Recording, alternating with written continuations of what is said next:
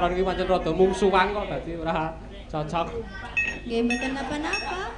Ya, ora apa-apa. Dewe-dewe. Iki aku pancen Mbak Mega meneh iki pancen Napa? Napa? marai jan nyengsemake kok ya. Pokoke ora apa-apa Mbak Mega meneh iki ora apa-apa. Sopo Mas ngomong Pak Dune barang iki kaya ora. Velg barang mawon nggih. Oh, Mas. velg barang ya.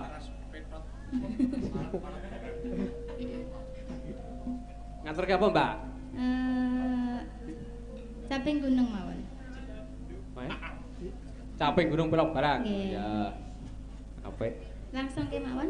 Napa? Dek. Langsung nggih mboten Wong apa-apa. lanang kok derek rangkai kepastiane piye?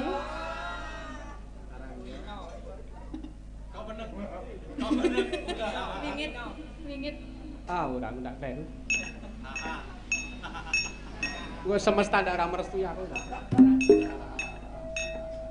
Aku tak kaya ana kepastian kaya gemang. Aku meneng genti. Ayo kaya jenengan ngono kuwi kok. Langsung kemana apa bawa? Ayo bawa ora apa-apa, ditunjukkan suara emasmu, Mbak. Zo ngalane zo wis. Zo. Nek wong kulino mangan walang ya ngono kuwi. Saben bengi nyawa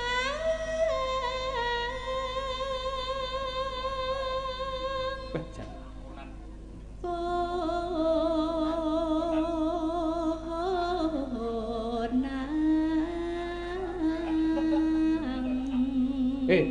Sing tok sawang ki sing kuwi. Ah, Conan to. Ah, kuwi.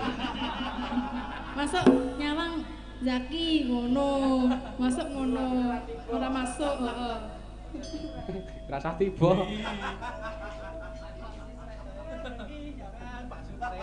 Nah, kuwi ya nyawang Pak Sutris, Pak. Kuwi sing kasta gampang kuwi. Kuwi nang omah nganu apa kuwi? Duwe pabrik susu. Susu kambing. Jas. Mejang kula betake nggih, Pak.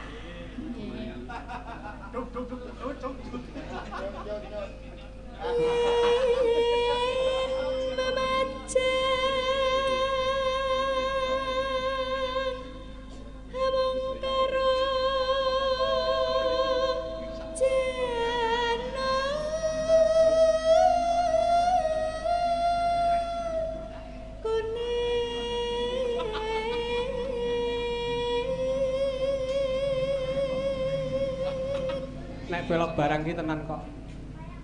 Ning ati ki ndudut rasa tenan. Kaya esuk. Rasane kaya esuk. Kaya wis esuk. Ndudut esuk-esuk. Iki rumah saku oleh suwine lan jamak.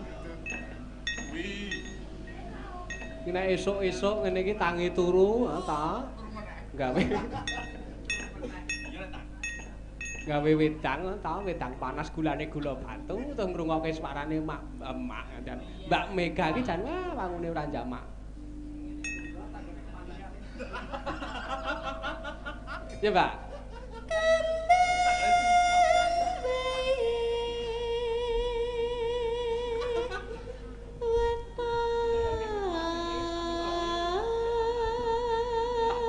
Tak jeng.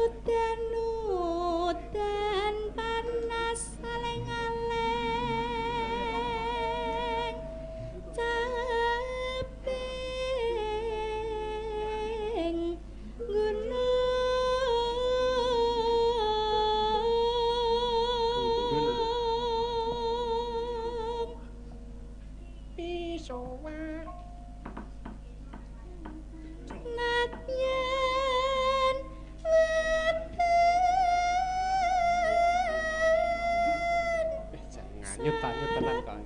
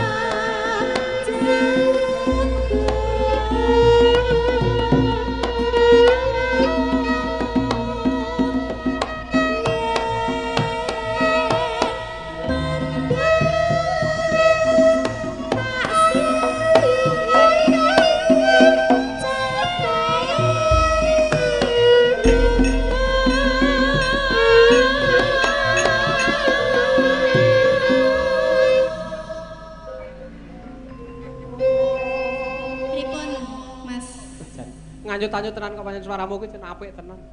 Lah iya. Ha iya. Nyenengke ta niki mbiyen sindane Mas Yusuf. Heeh. Terus ngapa? Sindane Mas Yusuf kalah. Lah ya njuk ngapa? Ya ora apa-apa. Oh, lak ya ngono. Saiki gelem nyindani aku, ha iya. Kaya ketiban daru. Karang aku karo Yusuf ki padha. Padha napa nih? Padha. Wong bedane iki kono laris aku ora. Yo, Mbak yo. Sesuk ya laris wong wingit. Iki kok medeni to ti suarane? Ah iya. Kok meneng? Sabar.